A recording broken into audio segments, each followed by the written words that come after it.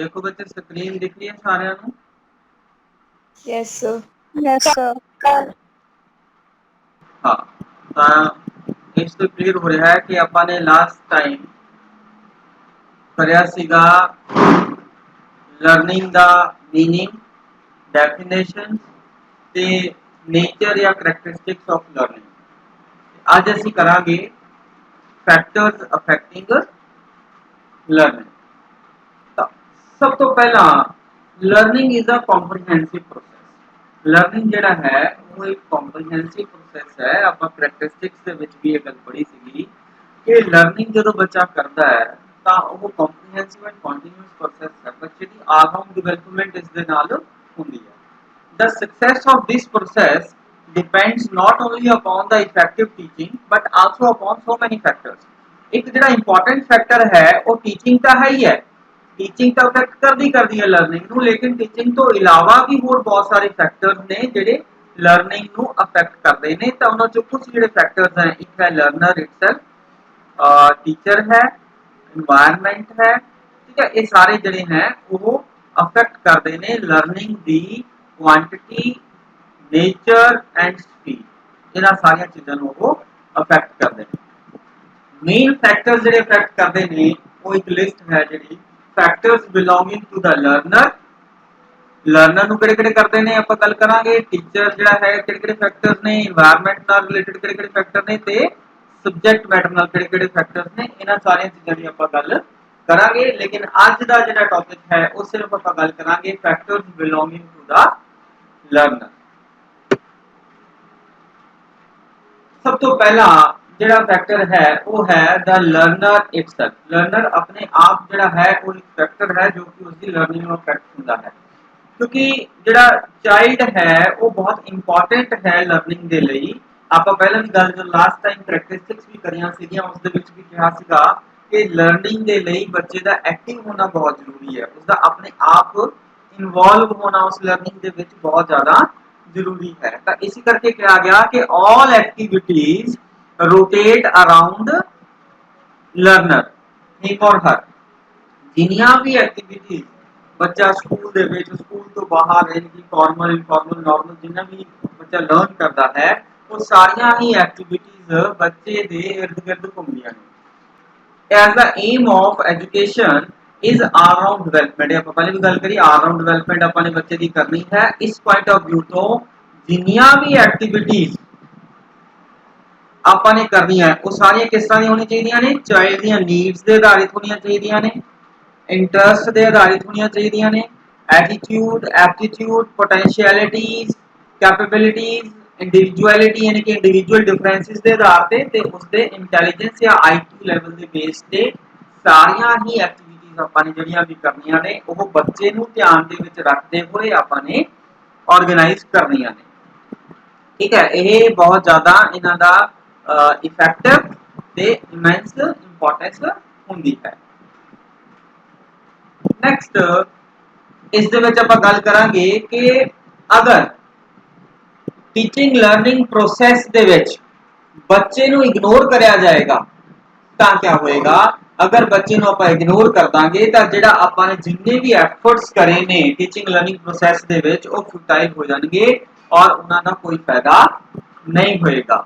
ਇਸੇ ਕਰਕੇ each and every activity related with the learning should be carried out in accordance with the child's interest, needs and his or her physical and mental capacity। ਇਹਨਾਂ ਦੇ ਆਧਾਰ ਤੇ ਹੀ ਆਪਾਂ ਨੇ ਸਾਰੀ ਜਿਹੜੀ learning ਹੈ ਉਹ ਕਰਨੀ ਹੈ। This all is possible only when the teacher has a deep insight to understand his pupils thoroughly। तो देखो बच्चे ਨੂੰ ਧਿਆਨ ਚ ਰੱਖਣਾ ਹੈ ਆਪਾਂ ਨੇ ਔਰ ਬੱਚੇ ਨੂੰ ਧਿਆਨ ਚ ਰੱਖ ਕੇ ਆਪਾਂ ਕਿਸੇ ਵੀ ਐਕਟੀਵਿਟੀ ਨੂੰ ਤਾਂ ਹੀ ਆਰਗੇਨਾਈਜ਼ ਕਰ ਪਾਵਾਂਗੇ ਅਗਰ ਅਸੀਂ ਬੱਚੇ ਨੂੰ ਅੱਛੀ ਤਰ੍ਹਾਂ ਸਮਝਿਆ ਹੈ। ਡੀਪ ਇਨਸਾਈਟ ਉਸ ਬੱਚੇ ਦੇ ਬਾਰੇ ਟੀਚਰ ਨੂੰ ਜਾਂ ਪੇਰੈਂਟਸ ਨੂੰ ਹੋਣੀ ਚਾਹੀਦੀ ਹੈ। ਇਹਨਾਂ ਨੂੰ ਪਤਾ ਹੋਣਾ ਚਾਹੀਦਾ ਹੈ ਕਿ ਬੱਚਾ ਕਿਸ ਤਰ੍ਹਾਂ ਦਾ ਹੈ, ਉਸਦੇ ਇੰਟਰਸਟ क्या है, इंटेलिजेंस आईक्यू ਲੈਵਲ क्या है, नीड्स क्या है। ਉਸ ਤੋਂ ਬਾਅਦ ਹੀ ਬੱਚੇ ਦੇ ਲਈ ਆਪਾਂ ਨੇ ਇਸ ਤਰ੍ਹਾਂ ਦੇ ਐਕਸਪੀਰੀਐਂਸਸ ਔਰ अपॉर्चुनिटीज प्रोवाइड करनियां ने जिस दे नाल बच्चे दी जेहड़ी ऑलराउंड डेवलपमेंट है वो हो सके। बच्चे समझ आया इत्थे तक? Yes, sir. Yes, sir. Okay ठीक है। नेक्स्ट है ਜਿਹੜਾ ਫੈਕਟਰ ਉਹ ਹੈ ਇੰਟੈਲੀਜੈਂਸ। ਇੰਟੈਲੀਜੈਂਸ ਜਿਹੜਾ ਹੈ ਉਹ one of the main factor ਹੈ ਜੋ ਲਰਨਿੰਗ ਨੂੰ ਅਫੈਕਟ ਕਰਦਾ ਹੈ। ਆਪਾਂ ਪਹਿਲਾਂ ਵੀ ਗੱਲ ਕਰੀ ਹੈ। Cases have been found of a child indulging in delinquent acts. ਬੱਚੇ ਜਿਹੜੇ ਹੈ ਉਹ ਕਈ ਵਾਰ ਡੈਲੀਕੁਐਂਟ ਐਕਟਸ ਦੇ ਵਿੱਚ ਇਨਵੋਲਵ ਹੋ ਜਾਂਦੇ ਨੇ ਕਿਉਂਕਿ ਉਹ ਬੱਚੇ above average in intelligence ਹੁੰਦੇ ਨੇ। ठीक है, but the school that they attend is poor in stimulation. As a result, these children satisfy their intellectual curiosity by indulging in the delinquent and thrilling traits. इसका मतलब ये है कि कई बार क्या होता है बच्चे ਜਿਹੜੇ हैं वो अलग-अलग IQ लेवल ਦੇ ਹੁੰਦੇ ਨੇ। ਆਪਾਂ ਸਾਰਿਆਂ ਨੂੰ ਪਤਾ है ਕੁਝ ਬੱਚੇ ਗਿਫਟਡ ਹੁੰਦੇ ਨੇ ਜਿਹੜੇ ਬਹੁਤ ਜ਼ਿਆਦਾ ਹੁਸ਼ਿਆਰ ਹੁੰਦੇ ਨੇ, ਕੁਝ ਬੱਚੇ ਐਵਰੇਜ ਲੈਵਲ ਦੇ ਹੁੰਦੇ ਨੇ, IQ ਲੈਵਲ ਉਹਨਾਂ ਦਾ ਐਵਰੇਜ ਹੁੰਦਾ ਹੈ ਔਰ ਕੁਝ ਬੱਚੇ ਜਿਹੜੇ ਆ ਉਹ ਐਜੂਕੇਸ਼ਨਲੀ ਬੈਕਵਰਡ ਹੁੰਦੇ ਨੇ। ਐਜੂਕੇਸ਼ਨਲ ਬੈਕਵਰਡ ਦਾ ਮਤਲਬ ਕੀ ਹੈ ਕਿ ਉਹਨਾਂ ਦਾ ਜਿਹੜਾ ਪੜ੍ਹਾਈ ਦੇ ਵਿੱਚ ਜਿਹੜਾ ਉਹਨਾਂ ਦੀ ਅਚੀਵਮੈਂਟ ਹੈ ਉਹ ਕੰਪੈਰੀਟਿਵਲੀ ਐਵਰੇਜ ਔਰ ਗਿਫਟਡ ਬੱਚਿਆਂ ਨਾਲੋਂ ਘੱਟ ਹੁੰਦੀ ਹੈ। ਹੁਣ ਕਈ ਵਾਰ ਜਦੋਂ ਜਿਹੜਾ ਸਕੂਲ ਹੈ ਉਹ उन्नी ज्यादा स्टिमुलेशन बच्चे नहीं दे पाता लेकिन बच्चे का जो IQ लेवल है वो ज्यादा होता है। मतलब कि स्कूल या क्लासरूम जो बच्चे पढ़ाया जाता है तो एवरेज लेवल ऑफ डिफिकल्टी का पढ़ाया जाता है। हो सकता है कि जो बच्चा है वो ज्यादा होशियार हो तो जो ज्यादा होशियार बच्चा है गिफ्टेड बच्चा है वो भी कई बार डेलिक्वेंट एक्ट्स इंडल्ज हो जाता है क्योंकि बच्चा बोर हो रहा है। जो क्लासरूम करवाया जा रहा है वो उसको ऑलरेडी आता है। ठीक है, लेकिन इस तो उल्ट कई बार की होता है कि जिहड़ा क्लासरूम दे विच काम कराए जा रहे हैं वो एवरेज लेवल ऑफ डिफिकल्टी दे हुंदे ने लेकिन बच्चे जिहड़े क्लासरूम दे विच है अगर वो बच्चा जिहड़ा है वो एजुकेशनली बैकवर्ड है मतलब वो उन्नी स्पीड नाल या उन्ना भी काम नहीं कर पा रहा जिन्ना एवरेज बच्चे दे लई जरूरी है तो उसका भी मन फिर पढ़ाई च नहीं लगेगा या उसका भी जिहड़ा इंटरस्ट है वो क्लासरूम दी एक्टिविटीज दे विच नहीं होएगा ਤਾਂ ਜਿਹੜਾ ਉਹ ਬੱਚਾ ਹੈ ਉਹ ਵੀ ਫਿਰ ਡੈਲੀਕੁਐਂਟ ਐਕਟੀਵਿਟੀਜ਼ ਦੇ ਵਿੱਚ ਇੰਡਲਜ ਹੋ ਜਾਂਦਾ ਹੈ। So we may say that holding the conditions of learning constant, the level of intelligence of a child makes a difference to the amount of the learning. अगर ਆਪਾਂ ਲਰਨਿੰਗ ਦੀਆਂ ਕੰਡੀਸ਼ਨਸ ਨੂੰ constant ਰੱਖੇ ਯਾਨੀ ਕਿ এনवायरमेंट ਨੂੰ ਅਗਰ ਆਪਾਂ ਕਾਂਸਟੈਂਟ ਰੱਖੀਏ ਤਾਂ ਬੱਚੇ ਦਾ ਆਪਣਾ ਕਿੰਨਾ IQ ਲੈਵਲ ਹੈ ਉਹ ਚੀਜ਼ ਵੀ ਡਿਪੈਂਡ ਕਰਦੀ ਹੈ ਕਿ ਬੱਚੇ ਨੇ ਕਿੰਨਾ ਕੁ ਸਿੱਖਣਾ ਹੈ ਜਾਂ ਲਰਨ ਕਰਨਾ ਹੈ। नेक्स्ट है मैच्योरेशन कि बच्चे की मैच्योरिटी कितनी है। Learning depends upon maturation. If the individual is matured then learning will be effective. अगर बच्चा जड़ा है वो मैच्योर है समझदार है तो वो लर्निंग उसकी इफेक्टिव होएगी। If the learner is not mature then the learning will not be so effective. लेकिन अगर बच्चा जिहड़ा है मैच्योर नहीं है वो अपना सारा ध्यान पढ़ाई दे वल नहीं लगाता इररेलेवेंट चीज़ों दे वल ज़्यादा ध्यान लगाता है तो जिहड़ा है उसकी लर्निंग जिहड़ी है उन्नी ज़्यादा वधिया नहीं होएगी। Next is as. एज जिहड़ी है वो भी अफेक्ट करती है बच्चे की लर्निंग नूं कि learning efficiency increases with age. जिस तरह बच्चे की एज बढ़ती जाती है उसकी लर्निंग की एफिशिएंसी बढ़ती जाती है। छोटे बच्चे के कंपैरेटिवली जिहड़ा बड़ा बच्चा है या एडोलेसेंट बच्चा है वो ज्यादा सीख सकता है। ठीक है, to a certain extent after which it stage stationary for some time and ultimately tends to decrease. हुण इस दे विच ये गल कही गई है कि जिहड़ा बच्चा है वो एज दे नाल नाल उसकी लर्निंग एफिशिएंसी तां बढ़दी है लेकिन कुछ समय ਲਈ ही बढ़दी है उस तो बाद वो स्टेशनरी हो जाती है मतलब कांस्टेंट हो जाती है स्टैगनेंट हो जाती है और उस तो बाद कुछ समय बाद वो अल्टीमेटली टेंड्स टू डिक्रीज। जिस तरह बच्चे की उम्र ज्यादा बढ़ती जाती है उसकी जिहड़ी लर्निंग की एबिलिटी है वो घटती जाएगी। Maturation of individual experiences also accounts for the difference both of which are linked with the age. So we find that children are speedier and more efficient at learning tasks as they grow older. बच्चे जड़े हैं वो ज़्यादा जल्दी सीखते ने ज़्यादा efficiently सीखते ने than the older. As we get into adulthood and old age, we find the output of the subjects going down. जिस तरह बच्चा जिहड़ा है व्यक्ति जिहड़ा है वो बुढ़ापे दे वल जांदा है, बच्चे दी जिहड़ी आउटपुट है वो घटदी जांदी है because of the fact that thought their experiences has increased, they cannot keep up the speed। बच्चे दे experiences ਤਾਂ ਵੱਧ ਗਏ ਏਜ ਦੇ ਵਧਣ ਦੇ ਨਾਲ ਲੇਕਿਨ ਬੱਚਾ ਜਿਹੜਾ ਹੈ ਉਸ ਨੂੰ ਸਿੱਖਣ ਦੀ ਜਿਹੜੀ ਸਪੀਡ ਹੈ ਉਸ ਨੂੰ ਮੈਚ ਨਹੀਂ ਕਰ ਪਾਉਂਦਾ ਜਾਂ ਉਹ ਜਿਹੜੀ ਹੈ ਉਹ ਘਟ ਜਾਂਦੀ ਹੈ as comparative to the younger one. Next ਹੈ readiness and will to learn। ਇਹ ਆਪਾਂ ਪਹਿਲਾਂ ਵੀ ਗੱਲ ਕਰੀ ਹੈ ਜਦੋਂ ਮੀਨਿੰਗ ਦੀ ਗੱਲ ਕਰੀ ਸੀਗੀ। The will to learn is always labeled as a factors determining the amount of learning। It is believed that in order to be able to grasp and retain the certain material, the individual must have the inner urge। बच्चे नू अपने अंदरों आवाज आनी चाहिए है कि उसने कुछ लर्न करना है, ठीक है। A drive that can motivate him or her into learning। ਇਹ ਨਾ ਜਿਹੜੀ इंट्रिंसिक मोटिवेशन है वो आगे गल करांगे होना चाहिए है, अंदरों आवाज आनी चाहिए है कि मैं कुछ करना है, मैं पढ़ना है, मैं कुछ सीखना है। ਜਦੋਂ तक बच्चे का अपना मन नहीं करेगा सीखने के लिए, ਜਦੋਂ तक बच्चा तैयार नहीं होएगा सीखने के लिए, उदों तक लर्निंग वधिया नहीं होएगी। और ਜਿਹੜਾ ਇਹ मोटिवेशन की गल मैं कर रहा है या अर्ज की गल मैं जी इनर अर्ज की गल अपने करी है वो डिपेंड करती है उसके इंटरस्ट ते, डिजायर्स ते और परपस ते।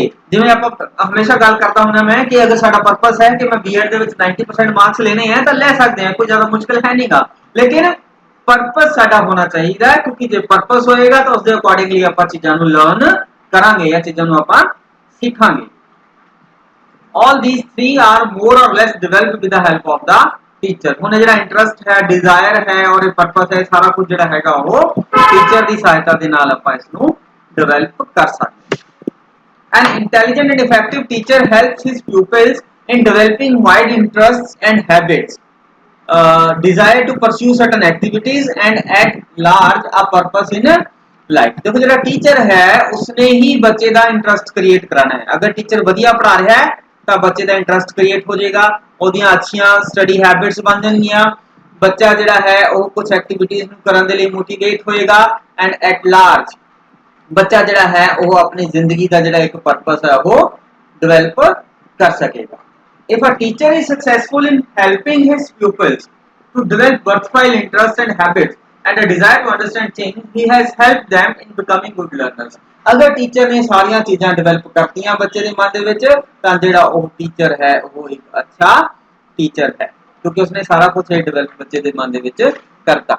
The most important is that the learner should be ready to learn quickly and efficiently। सब तो ज़्यादा इंपॉर्टेंट ये गल होती है कि जिहड़ा लर्नर है वो एफिशिएंटली और क्विकली जिहड़ा हैगा वो किसी भी चीज़ नूं वो लर्न करना सीख जावे। नेक्स्ट है guidance. Usually trial and error is considered to be the method of learning। Normally जिहड़ा बच्चा सीखता है वो ट्रायल एंड एरर तो ही सीखता है। बच्चा कुछ ना कुछ गलतियां करता है फिर आहिस्ता आहिस्ता वो किसी काम नूं करन दा सही तरीका सीख जाता है। लेकिन जो बच्चा ट्रायल एंड एरर नाल सीखता है, इन केस ऑफ फेलियर अगर बच्चा हो जाता है, बच्चा फिर उन्हें दोबारा ट्राई करता है, शायद किसी होर ढंग नाल ट्राई करेगा, लेकिन कुछ ट्रायल एंड एरर्स तो बाद बच्चा जिहड़ा है वो सही मैथड करना उसनूं सीख जाता है। लेकिन प्रॉब्लम किथे है? प्रॉब्लम यह है कि जो बच्चा ट्रायल एंड एरर कर रहा है तां उस प्रैक्टिस के दौरान बच्चा अपना टाइम वेस्ट करता है, एनर्जी वेस्ट करता है, ठीक है, वो सारिया चीज़ां वेस्ट होंदियां ने। और जो बच्चा फेल होंदा है तो बच्चे के मन दे विच टेंशन और फिर फ्रस्ट्रेशन आती है जिस दे नाल बच्चा जिहड़ा है उसका इंटरस्ट अल्टीमेटली वो किते ना किते इफेक्ट होंदा है। A teacher through her guidance can save the pupils a lot of frustration। जिहड़ा टीचर है वो बच्चे नूं फ्रस्ट्रेशन तो बचा सकता है। He can help the child in making the right trials and avoiding the ones which would give undesirable fruitful results। मतलब जिहड़ा टीचर है वो बच्चे नूं सुपरवाइज कर सकता है प्रॉपरली और बच्चा जिहड़ा है टाइम और एनर्जी वेस्ट ना करे, बच्चा सही तरीके दे नाल किसी काम नूं करे। अगर ट्रायल एंड एरर भी कर रहा है तो टीचर उसनूं सुपरवाइज प्रॉपरली कर सकता।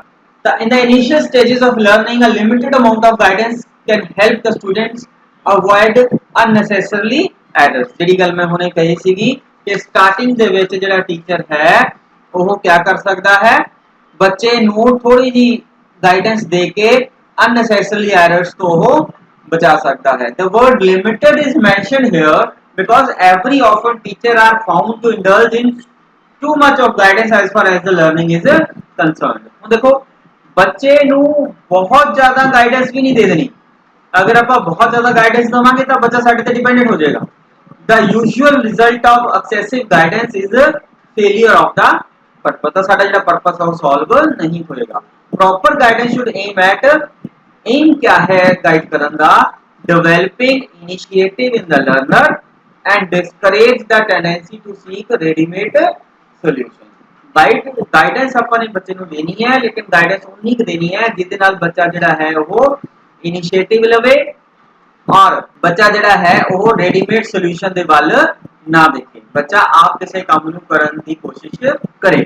ਉਸ ਇਨੀਸ਼ੀਏਟਿਵ ਨੂੰ ਡਿਵੈਲਪ ਕਰਨ ਦੇ ਲਈ ਆਪਾਂ ਬੱਚੇ ਨੂੰ ਸਟਾਰਟਿੰਗ ਦੇ ਵਿੱਚ ਥੋੜੀ ਜਿਹੀ ਗਾਈਡੈਂਸ ਦਿੱਤੀ ਜਾ ਸਕਦੀ ਹੈ ਤਾਂ ਕਿ ਬੱਚਾ ਸਹੀ ਪਾਥ ਤੇ ਰਵੇ, ਕੋਈ ਗਲਤੀ ਨਾ ਕਰੇ।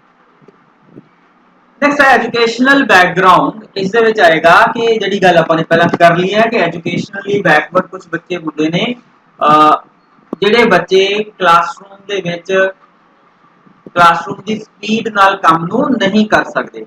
ਤਾਂ ਜਿਹੜੀ ਇਹ ਬੈਕਵਰਡਨੈਸ ਹੈ ਉਹ ਜਨਰਲ ਵੀ ਹੋ ਸਕਦੀ ਹੈ और स्पेसिफिक भी हो सकती है।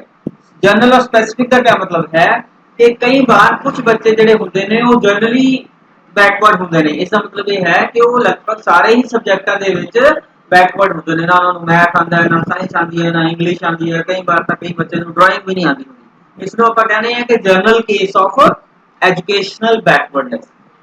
लेकिन ये भी हो सकता है कि बच्चा स्पेसिफिकली एजुकेशनली बैकवर्ड होवे। इसका मतलब ये है कि बच्चा हो सकता है किसी एक particular subject they which educationally backward होवे। मतलब बच्चे ਨੂੰ मैथ और इंग्लिश तो अच्छी आती है लेकिन उन्हें साइंस नहीं आती, या कोई और कॉम्बिनेशन हो सकता है बच्चे ਨੂੰ मैथ और साइंस आती है लेकिन इंग्लिश नहीं आती, या बच्चे ਨੂੰ साइंस और इंग्लिश आती है लेकिन मैथ नहीं आता।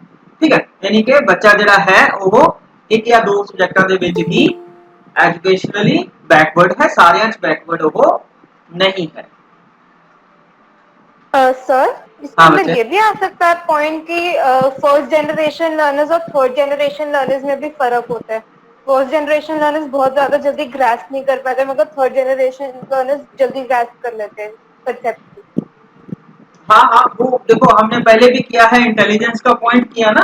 आईक्यू लेवल, जो आईक्यू लेवल है वो पेरेंट्स से ही हाँ मिलता जी है हमें, सर, हाँ जी है सर, ना। आईक्यू जो कैरेक्टरिस्टिक्स है वो हमें पेरेंट्स से ही मिलता है। हमने ग्रोथ एंड डेवलपमेंट में लास्ट सेमेस्टर में हमने ये सारी बातें करी थी। ठीक है, हाँ जी सर, तो जितना आईक्यू लेवल बच्चे को अपने पेरेंट्स से मिला उसके हिसाब से बच्चा आगे काम करेगा। तो जो बच्चा फर्स्ट जनरेशन लर्नर है, ठीक है, ऑब्वियसली उसके पेरेंट्स का आईक्यू लेवल उतना नहीं होगा जितना अभी वो पढ़ के कर सकता है। हाँ ठीक है, जी तो सर, सेकंड जनरेशन लर्नर का कुछ ना कुछ इंफॉर्मेशन, कुछ ना कुछ आईक्यू लेवल जो है वो पेरेंट्स से कुछ को मिलेगा। तो ये बातें हाँ हो सकती है। जो सेकंड फोर्थ जनरेशन है वो जो है बच्चे ज्यादा अच्छे से लर्न कर सकते हैं। ठीक है बच्चे, हाँ जी सर,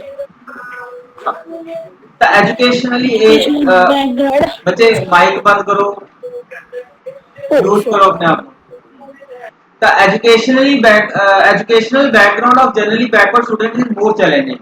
देखो ये एजुकेशनल बैकग्राउंड हो गया। ਹੁਣ एजुकेशनल बैकग्राउंड ਦੇ ਵਿੱਚ ਬੱਚਾ ਤਾਂ ਆਪਾਂ ਨੇ ਲੈਣਾ ਹੀ ਲੈਣਾ ਹੈ, ਲੇਕਿਨ ਬੱਚੇ ਦੇ ਨਾਲ ਜਦੋਂ ਆਪਾਂ এনवायरमेंटल ਫੈਕਟਰਸ ਦੀ ਗੱਲ ਕਰਾਂਗੇ ਤਾਂ ਉਦੋਂ ਆਪਾਂ ਇਹ ਵੀ ਲੈ ਸਕਦੇ ਹਾਂ ਕਿ ਬੱਚੇ ਦੇ ਜਿਹੜੇ ਪੇਰੈਂਟਸ ਹੈ ਉਹ ਕਿਸ ਤਰ੍ਹਾਂ ਦੇ ਨੇ। ਹੁਣ ਦੇਖੋ ਤੁਸੀਂ ਦੇਖੋ ਜਦੋਂ ਕੋਈ ਅੱਜਕੱਲ ਸਕੂਲਾਂ ਦੇ ਵਿੱਚ ਬੜੇ ਕੰਮ ਮਿਲ ਰਹੇ ਨੇ, ਆਨਲਾਈਨ ਸਾਰੀ ਪੜ੍ਹਾਈ ਚੱਲ ਰਹੀ ਹੈ, ਜਦੋਂ ਕੰਮ ਮਿਲਦੇ ਨੇ ਤਾਂ ਬੱਚਾ ਉਸ ਨੂੰ ਤਾਂ ਹੀ ਕਰ ਪਾਉਂਦਾ ਹੈ ਪੂਰਾ ਅਗਰ ਉਸਦੇ ਪੇਰੈਂਟਸ ਪੜ੍ਹੇ ਲਿਖੇ हैं। ठीक है बच्चे, हाँ जी हेलो, सर, हाँ। ਹੁਣ ਅੱਜਕੱਲ ਦੇਖੋ ਇੰਨੇ ਸਾਰੇ ਕੰਮ ਬੱਚਿਆਂ ਨੂੰ ਮਿਲ ਰਹੇ ਨੇ, ਆਨਲਾਈਨ ਕਲਾਸਿਸ ਚੱਲ ਰਹੀਆਂ ਨੇ, ਲੇਕਿਨ ਬੱਚਾ ਆਨਲਾਈਨ ਕਲਾਸਿਸ ਵੀ ਤਾਂ ਹੀ ਲਗਾ ਪਾਏਗਾ ਅਗਰ ਉਸਦੇ ਪੇਰੈਂਟਸ ਪੜ੍ਹੇ ਲਿਖੇ ਨੇ। ਠੀਕ ਹੈ, ਤਾਂ ਇਹ ਸਾਰੀਆਂ ਗੱਲਾਂ ਡਿਪੈਂਡ ਕਰਦੀਆਂ ਨੇ। ਆਪਾਂ ਗੱਲ ਕਰ ਰਹੇ ਸੀਗੇ ਕਿ ਬੱਚਾ ਜਿਹੜਾ ਹੈ ਜਨਰਲੀ ਬੈਕਵਰਡਨੈਸ ਜਿਹੜੀ ਹੈ ਉਹ ਜ਼ਿਆਦਾ ਚੈਲੰਜਿੰਗ ਹੈ ਕਿਉਂਕਿ ਬੱਚਾ ਜਿਹੜਾ ਹੈ ਉਹ ਸਾਰੇ ਸਬਜੈਕਟਾਂ ਦੇ ਵਿੱਚ ਕਮਜ਼ੋਰ ਹੈ, ਤਾਂ ਉਸ ਦਾ ਲਰਨਿੰਗ ਤੇ ਜ਼ਿਆਦਾ ਅਸਰ ਪੈਂਦਾ ਹੈ। ਨੈਕਸਟ ਹੈ physical and mental health of the child. ਅਗਰ ਬੱਚੇ ਦੀ ਹੈਲਥ ਅੱਛੀ ਹੈ, ਹੁਣ ਹੈਲਥ ਦੇ ਵਿੱਚ ਆਪਾਂ ਨੇ ਦੋ ਗੱਲਾਂ ਕਰਨੀਆਂ ਨੇ, ਫਿਜ਼ੀਕਲ ਹੈਲਥ ਦੀ ਗੱਲ ਵੀ ਕਰਨੀ ਹੈ ਔਰ ਮੈਂਟਲ ਹੈਲਥ ਦੀ ਗੱਲ ਵੀ ਕਰਨੀ ਹੈ ਨਾ। ਅਗਰ ਬੱਚਾ ਜਿਹੜਾ ਹੈ ਉਹ ਮਾਲ ਨਰਿਸ਼ਡ ਹੈ, ਉਸਨੂੰ ਪ੍ਰੋਪਰ ਖਾਣਾ ਨਹੀਂ ਮਿਲ ਰਿਹਾ, ਕਿਸੇ ਤਰ੍ਹਾਂ ਦੇ ਕੋਈ ਹੈਂਡੀਕੈਪ ਹੈ ਬੱਚਾ ਜਾਂ ਕੋਈ ਹੋਰ ਪ੍ਰੋਬਲਮ ਹੋ ਸਕਦੀ ਹੈ, ਤਾਂ ਉਸ ਦੇ ਨਾਲ ਬੱਚੇ ਦੀਆਂ ਜਿਹੜੀਆਂ ਪੋਟੈਂਸ਼ੀਅਲਿਟੀਜ਼ ਨੇ ਉਹਨਾਂ ਤੇ ਅਸਰ ਪੈਂਦਾ ਹੈ, ਔਰ ਜਦੋਂ ਪੋਟੈਂਸ਼ੀਅਲਿਟੀਜ਼ ਤੇ ਅਸਰ ਪੈਂਦਾ ਹੈ, ਐਬਿਲਿਟੀਜ਼ ਤੇ ਅਸਰ ਪੈਂਦਾ ਹੈ, ਤਾਂ ਜਿਹੜਾ ਬੱਚਾ ਹੈ ਉਹ ਲਰਨਿੰਗ ਤੇ ਅਸਰ ਪੈਂਦਾ ਹੈ। ਠੀਕ ਹੈ, अगर हम आप मेंटल की गल करी जाए, अगर बच्चा खुश नहीं है, डिस्करेज्ड है, डीमोटिवेटेड है, फ्रस्ट्रेटेड है ना, ये सारी मेंटल कंडीशंस ने। अगर इस तरह का है बच्चा इमोशनली बैलेंस्ड अगर नहीं है, उसका भी असर बच्चे की पढ़ाई पे पैंदा है। ठीक है, अगर बच्चा खुश नहीं है तो उसका मन ही नहीं करेगा पढ़ने का, और जो उसका पढ़ने का मन ही नहीं है, लेकिन फिर भी अगर वो टीचर के डर तो क्लासरूम के आके बैठ गया, या घर ਦੇ ਵਿੱਚੋਂ ਪੇਰੈਂਟਸ ਦੇ ਡਰ ਤੋਂ ਲੈ ਕੇ ਕਾਪੀ ਚੱਕ ਕੇ ਬੈਠ ਗਿਆ, ਲੇਕਿਨ ਉਹਦਾ ਮਨ ਹੈ ਨਹੀਂ ਪੜਨ ਦਾ, ਜਾਂ ਉਸਦਾ ਜਿਹੜਾ ਧਿਆਨ ਹੈ ਉਹ ਫਰਸਟ੍ਰੇਟਡ ਹੈ, ਟੈਨਸ਼ਨ ਹੈ, ਐਂਜ਼ਾਇਟੀ, ਸਟ੍ਰੈਸ ਹੈ, ਕਿਸੇ ਹੋਰ ਤਰ੍ਹਾਂ ਦੀ ਕੋਈ ਪ੍ਰੋਬਲਮ ਹੈ, ਤਾਂ ਉਹ ਬੱਚਾ ਜਿਹੜਾ ਹੈ ਉਹ ਉਨਾ ਵਧੀਆ ਲਰਨ ਨਹੀਂ ਕਰ ਪਾਏਗਾ, ਉਹ ਸਿਰਫ ਦਿਖਾਵੇ ਦੇ ਲਈ ਸਾਡੇ ਬੈਠ ਗਿਆ। ਠੀਕ ਹੈ, और फिजिकली की भी गल अगर आप करिए, अगर अपने खाना प्रॉपर खाया है, नरिश्ड फूड लिया है, बैलेंस्ड डाइट अपने लई है, ਤਾਂ ਜਿਹੜਾ ਸਾਡਾ ਹੈ ਉਹ ਫਿਜ਼ੀਕਲ ਹੈਲਥ ਅੱਛੀ ਰਹੇਗੀ, और फिजिकल हेल्थ अच्छी है तो साडी मेंटल हेल्थ भी अच्छी रहेगी। और यह बड़ा सही किया गया है, a sound mind rest in A sound body. अगर साडी बॉडी अच्छी है तो साडा माइंड भी अच्छा होएगा। माइंड अच्छा मतलब है कि मेंटल हेल्थ भी साडी अच्छी होएगी।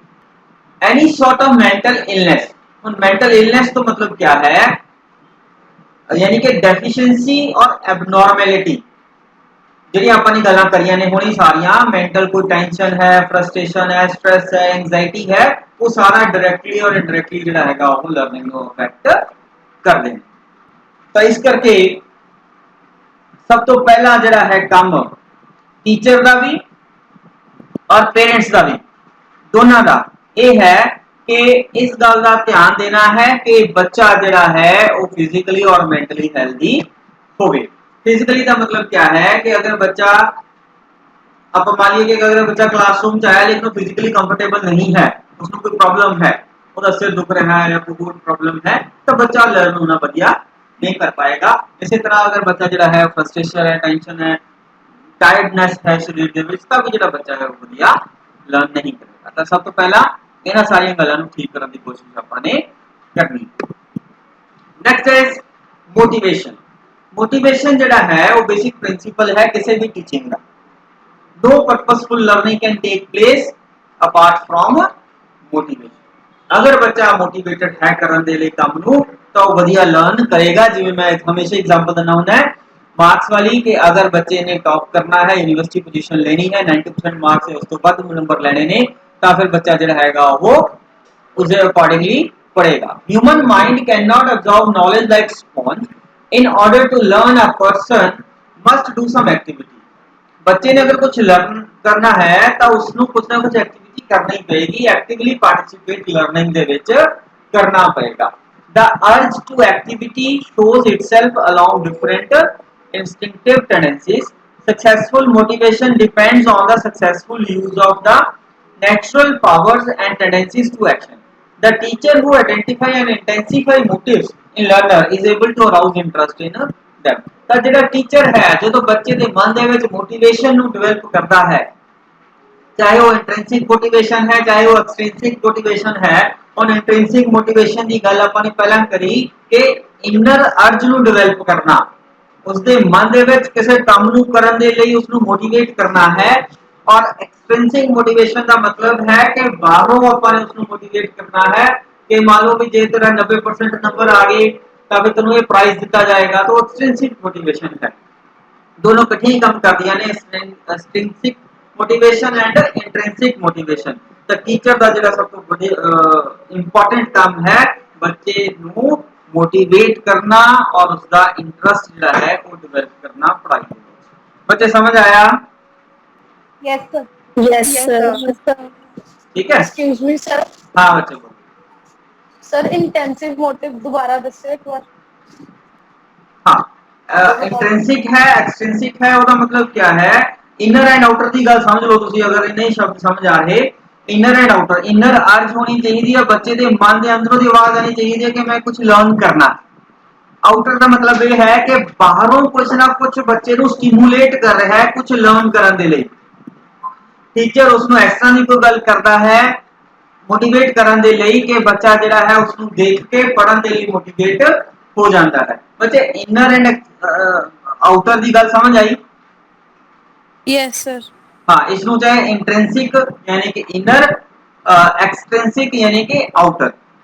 इनर का मतलब ये है कि बच्चे के मन के अंदरों आवाज आ रही है, लेकिन एक्सट्रिंसिक या आउटर का मतलब ये है कि बच्चा बाहर के किसी स्टिमुलस को देख के फिर वो मोटिवेट होता है। बच्चे डाउट क्लियर होया? हाँ जी सर, थैंक हाँ यू। हाँ, very good. He succeed in setting up an excellent learning situation. It is said that as is the motivation, जिस तरह की motivation होएगी so is the learning। जिस तरह का motivation है उस तरह की learning होएगी। ठीक है, मैं एक एग्जांपल देना है कि अगर तुसी किसी छोटे बच्चे नू अगर अपने टेबल सिखाने हैं या मल्टीप्लाई करना सिखाना है, कोई भी काम कराना है तो अपन कहने हैं बच्चे नू भाई तू ये काम कर मैं तुझे टॉफी दूंगा। ठीक है, तब बच्चा करता है कि नहीं काम उसनू? बच्चे करता है यस यस सर। सर। है ना। लेकिन हुण तुसी बड़े बच्चे हैं, अगर मैं बड़े बच्चे नू तुहानू कहां कि तुसी आह काम मेरा 90% मार्क्स लियाओ मैं तुहानू एक टॉफी दूंगा, तो क्या वो सही मोटिवेशन है? No sir. है ना, तुहानू उसके अकॉर्डिंगली मोटिवेशन की जरूरत है। समझ आया बच्चे? जिस तरह का मोटिवेशन पनिशमेंट का भी कंसेप्ट आ सकता है बच्चे हाँ वो एक अलग चैप्टर है, हाँ उसमें बात करेंगे। पॉजिटिव मोटिवेशन है, ठीक है। और पनिशमेंट भी एक तरह का बच्चे को मोटिवेट करने का एक जरिया हो सकता है, लेकिन हम ज्यादातर पनिशमेंट को नेगेटिव ही लेके चलते हैं कि उससे बच्चा जो है वो उतना ज्यादा फर्क नहीं पड़ता। ठीक है, ज्यादातर हम हमेशा पॉजिटिव टेक्निक्स को ही यूज करेंगे। हाँ जी सर। लेकिन अगर बच्चा फिर भी नहीं समझता, अगर बच्चा बार बार गलती कर रहा है पॉजिटिव मोटिवेशन देने के बावजूद भी, फिर हम उसको अप्लाई कर सकते हैं। टीचर के पास वो पनिशमेंट वाला हथियार भी है। फिजिकल पनिशमेंट नहीं हो सकती वो बात अलग है, लेकिन बाकी और बहुत सारे हथियार हैं। ठीक है बच्चे? हाँ जी सर। तो मोटिवेशन जिस तरह का होएगा, जितना ज्यादा मोटिवेशन उसਨੂੰ बच्चे ਨੂੰ स्टिमुलेट करेगा उतनी ज्यादा ਵਧੀਆ लर्निंग होएगी। एटीट्यूड ऑफ द लर्नर, देखो ये बड़ा इंपॉर्टेंट है। Attitude of the learner, attitude of the learner इस दे विच ਆਪਾਂ ਗੱਲ ਕਰਾਂਗੇ कि लर्नर या learning has ever been the chief activity of man. ਜਿਹੜਾ ਵਿਅਕਤੀ ਹੈ ਉਹ ਹਮੇਸ਼ਾ ਹੀ ਲਰਨ ਕਰਦਾ ਰਹਿੰਦਾ ਹੈ। हर जनरेशन ਜਿਹੜੀ है, each generation after something new to culture heritage hands it down to the succeeding generation। ਆ ਦੇਖੋ ਆ ਬੱਚੇ ਦਾ ਕੁਐਸਚਨ ਜਿਹੜਾ ਇੱਕ ਬੱਚੇ ਨੇ ਕਰਿਆ ਸੀਗਾ, ਉਹਦਾ ਆਨਸਰ ਇੱਥੇ ਆ ਗਿਆ ਕਿ ਹਰ ਜਨਰੇਸ਼ਨ ਆਪਣੀ ਨੈਕਸਟ ਜਨਰੇਸ਼ਨ ਨੂੰ ਕੁਝ ਨਾ ਕੁਝ ਸਿਖਾ ਕੇ ਜਾਂਦੀ ਹੈ।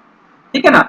For several centuries, the heritage has been large and so important that the society has given primarily to the school the task of selecting, organizing, and presenting to the children the most valuable situation possible।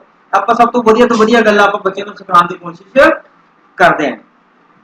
ठीक है, favorable और positive attitude is must to get success in any field of the endeavor। अपने कोल favourable and positive attitude साडा जेड़ा बच्चे दा है होना चाहिए है, टीचर का भी नाल ही होना चाहिए है। क्योंकि जेड़ा फेवरेबल एटीट्यूड है टुवर्ड्स द जॉब और work makes one more active and enthusiastic.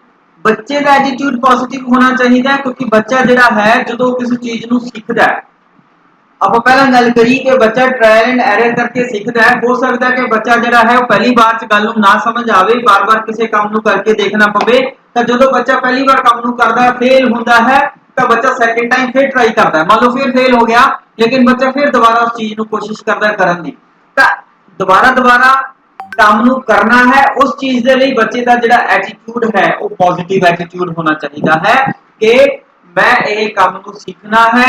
कोई गल नहीं, पहली बार नहीं समझ आया, दूसरी बार समझ नहीं आया तो मैं इसको तीसरी बार जरूर समझ लांगा। बार-बार किसी काम को जो बच्चा करके देखेगा ताकि उसको बढ़िया लर्न हो कर पाएगा। और बार-बार करने के लिए बच्चे का जो एटीट्यूड है वो पॉजिटिव होना चाहिए है। इसी तरह ही आप गल कर रहे हैं कि टीचर का एटीट्यूड भी पॉजिटिव होना चाहिए। कई बार हो सकता है बच्चे को नहीं समझ आ रहा पहली बार, तो टीचर ने उस चीज को दोबारा समझाना है। टीचर का यह काम है, टीचर का जॉब है कि उसका जिहड़ा है ਪੋਜ਼ਿਟਿਵ ਐਟੀਟਿਊਡ ਉਸ ਨੂੰ ਰੱਖਣਾ ਹੈ ਕਿ ਬੱਚੇ ਜਿਹੜੇ ਆ ਸਾਰੇ ਸੇਮ ਨਹੀਂ ਹੁੰਦੇ ਕਲਾਸਰੂਮ ਦੇ ਵਿੱਚ, ਸਾਰੇ ਗਿਫਟਡ ਬੱਚੇ ਨਹੀਂ ਹੁੰਦੇ, ਸਾਰੇ ਤਰ੍ਹਾਂ ਦੇ ਬੱਚੇ ਹੁੰਦੇ ਨੇ, ਗਿਫਟਡ, ਐਵਰੇਜ ਔਰ ਐਜੂਕੇਸ਼ਨਲੀ ਬੈਕਵਰਡ ਬੱਚੇ। ਤਾਂ ਉਹਨਾਂ ਸਾਰੇ ਤਰ੍ਹਾਂ ਦੇ ਬੱਚਿਆਂ ਨੂੰ ਸਮਝਾਉਣਾ ਹੈ, ਤਾਂ ਹੋ ਸਕਦਾ 2 ਵਾਰੀ ਸਮਝਾਉਣਾ ਪਵੇ, 4 ਵਾਰੀ ਸਮਝਾਉਣਾ ਪਵੇ, ਔਰ ਆਪਣੇ ਪ੍ਰੋਫੈਸ਼ਨ ਦੇ ਪ੍ਰਤੀ, ਆਪਣੀ ਜੌਬ ਦੇ ਪ੍ਰਤੀ उसका पॉजिटिव एटीट्यूड होना चाहिए है। बच्चे पॉइंट समझ आया? Yes, sir. कोई डाउट? Yes, sir.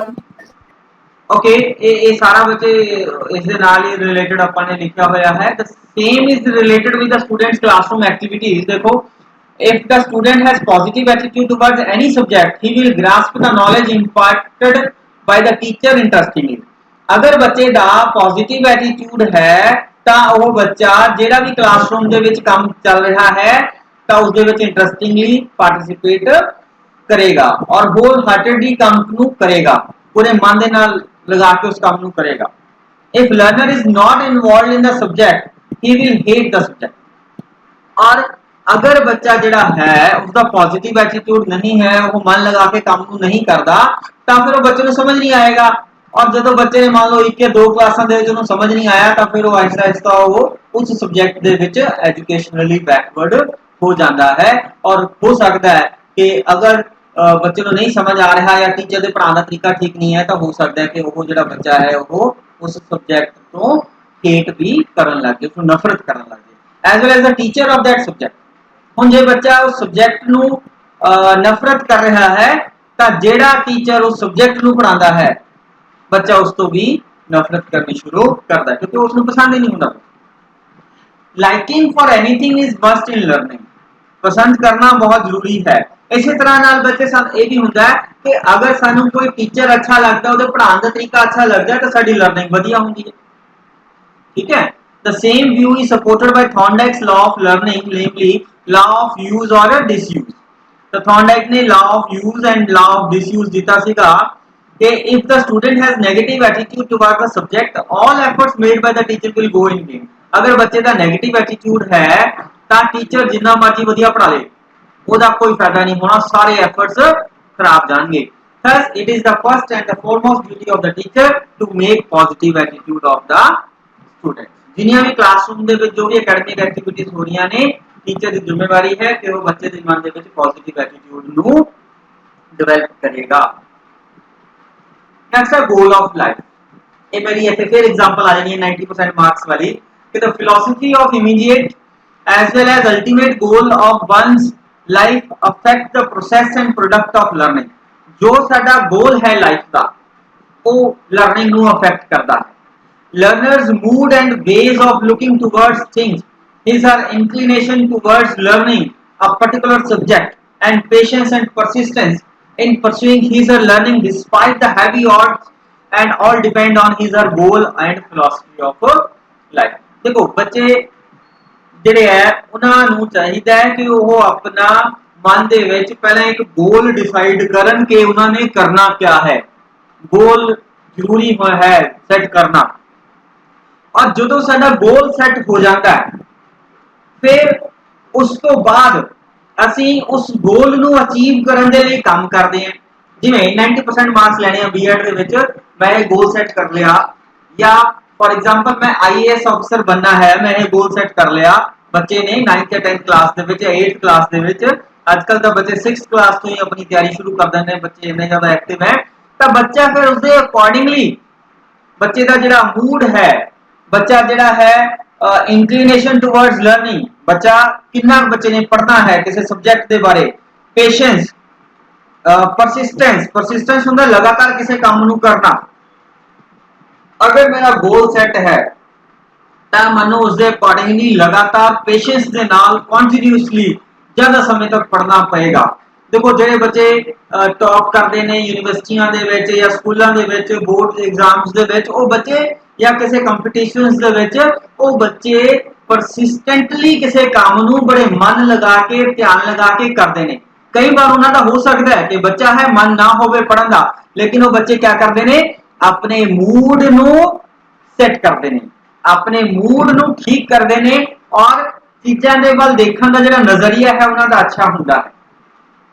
ठीक है, और अपनी लर्निंग नू इन स्पाइट ऑफ या डिस्पाइट ऑफ हैवी ऑड्स, चाहे जिन्नियां मर्जी मुश्किलां होण, उन्हां सारियां मुश्किलां नू दूर करके या उन्होंने साइड रख के वो अपना गोल है, अपनी जी फिलोसफी है लाइफ की उसको अचीव करने की कोशिश करते हैं।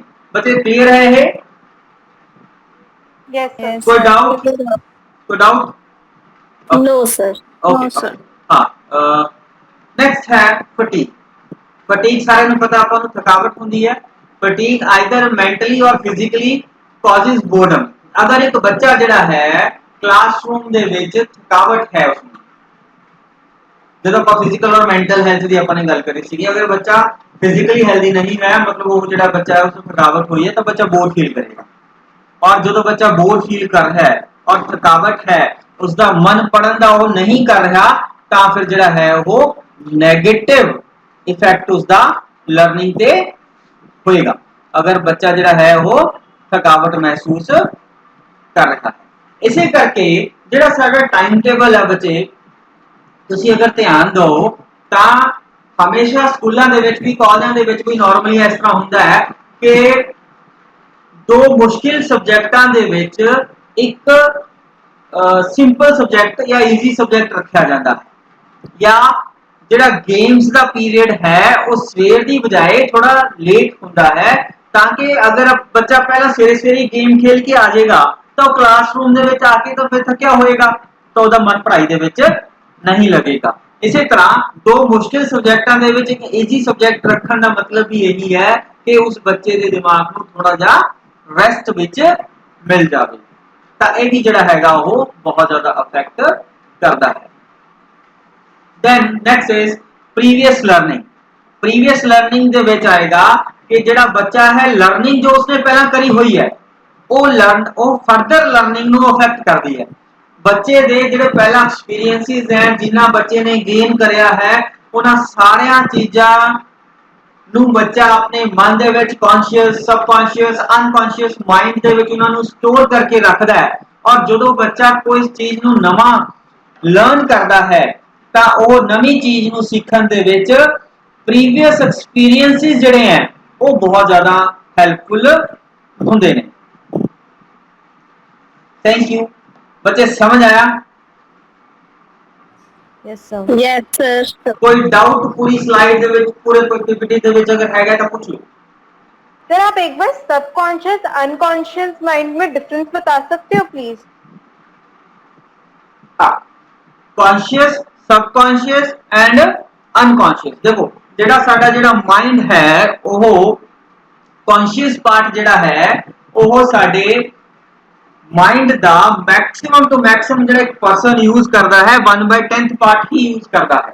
ठीक है, कॉन्शियस पार्ट है जो आप किसी काम को करते हैं तो जो कॉन्शियस माइंड दे विच साडा जेड़ा मैमोरी है या एक्सपीरियंसेस ने वो सारे हुंदे ने। सबकॉन्शियस फिर उस तो पीछे है और अनकॉन्शियस फिर उस तो भी पीछे है। बच्चे पता लगे? हाँ जी सर। कॉन्शियस पार्ट साडा जिन्ना का आप यूज कर रहे हैं माइंड नू, मैं दस्या कि मैक्सिमम टू मैक्सिमम कोई एक व्यक्ति 1/10 ही यूज कर सकता है, आप तो उसका हाफ भी नहीं यूज करते, हले कॉन्शियस पार्ट का नहीं यूज करते। ठीक है, सबकॉन्शियस क्या है कि वो साडे माइंड दे विच थोड़ा पीछे चला गया, अगर आप थोड़ा जिहा जोर लगाने तो सानू वो याद आ जाता है, वो साडे सबकॉन्शियस माइंड दे विच वो चीज पई हुंदी है। अनकॉन्शियस क्या है कि वो असी चीज सीखी तो हुई है लेकिन वो साडे बहुत टाइम हो गया सानू सीखे नू, सानू आंदी है लेकिन एट प्रेजेंट सानू उस चीज के बारे नहीं पता। लेकिन कॉन्शियसली और अनकॉन्शियसली जदों आपां उस चीज नू किसी नू नवी प्रॉब्लम ते काम करते हैं तो जो साडे माइंड दे विच पिया है, चाहे वो सबकॉन्शियस माइंड दे विच पिया होवे चाहे वो अनकॉन्शियस माइंड दे विच पिया होवे, तो वो साडे सामने कॉन्शियस माइंड दे विच वो अगे आ जाता है और सानू अगे फर्दर लर्न करन दे विच वो हेल्प करता है। बच्चे क्लियर है? हाँ जी सर।